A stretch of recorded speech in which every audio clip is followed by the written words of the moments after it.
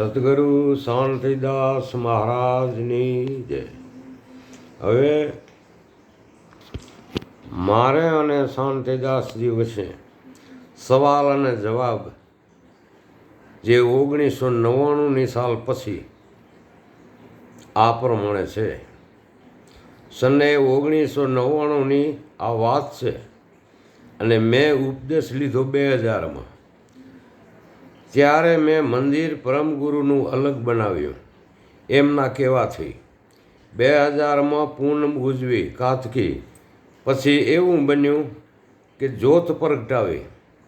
આ બન્યા પછી અમુક ગુરુભાઈઓએ શાંતિદાસ પાસે આશ્રમમાં જઈને વાત કરી મારી કે મહારાજ પવનભાઈ તો ઘરે ઉજળી નાખે છે, એટલે કે જાડો કોઈ બીમાર આવે તેને.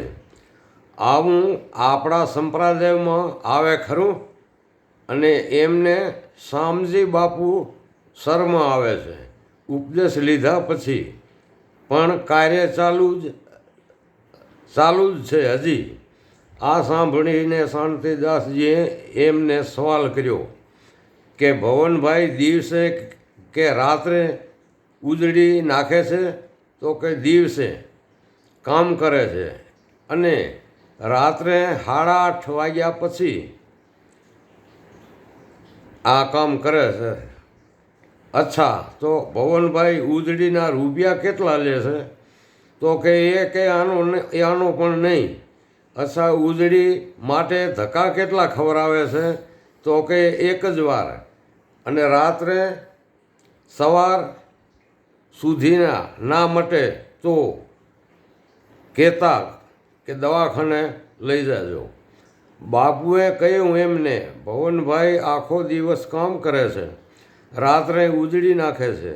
મંદિરમાં ભેટ કે પ્રસાદ કે અગરબત્તી કે દીવા માટે નહીં ઘી કોઈ પાસેથી નથી લેતા. એ આ તમે જ કહી રહ્યા છો ને? હવે હું તમને જવાબ આપું છું કે શાંતિ બાપુ એમ કીધું એને. સેવા 3 પ્રકારે થાય છે. તો સાંભળો કે 1 તનથી, 2 મનથી અને 3જી ધનથી. તો ભવનભાઈ પાસે ધન નથી તો તે તન અને મનથી સેવા કરે છે. તો હું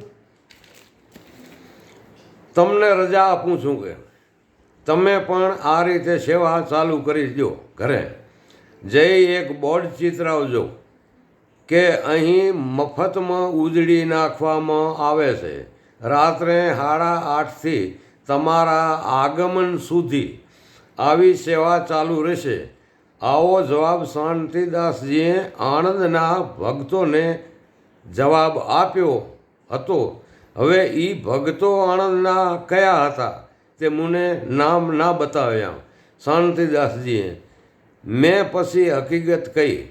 શ્રી શામજી બાપુ, મારા શામજી બાપાની વિશે નાનપણથી શું હકીકત હતી આખી મેં વાત કરી શાંતિદાસજીને. ત્યારે મને ધન્યવાદ આપ્યા કે ભવનભાઈ, જે તમે સેવા આપી રહ્યા છો તે તો તમે પરમ ગુરુને પણ મંજૂર છે.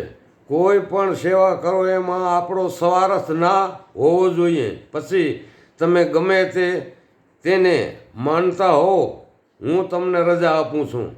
મને એવી વિગત બીજી કરી જ્ઞાનની કે 4 પ્રકારના અનાજ છે. એનો આટો બન્યા પછી રોટલો કે રોટલી કે પૂરી બનાવીએ છીએ તો તે એને અગ્નિના તાપ સિવાય 2 પડ અલગ કેવી રીતે થયા? અને લોટ તો એનોય છે. એમ ભક્તિ પણ છે. પાતળી કોપટીને માયા જાણવી અને જે જાડો ભાગ રહ્યો નીચે એને જગત માનવી. કારણ કે ભક્તિ મફતમાં નથી મળતી, એના મૂલ ચૂકવવા પડે છે અને મફતમાં પણ મળે છે. આનો સાર તમે જાણો છો. આટલું કહીને બપોરે જમવા બેઠા. શાંતિદાસજી જ્યારે જમવા બેસે ત્યારે મને પોતાની પાસે બેસાડીને જમતા આવા હતા મારા ગુરુદેવ શાંતિ દાસજી મહારાજ કી જય. Thank you.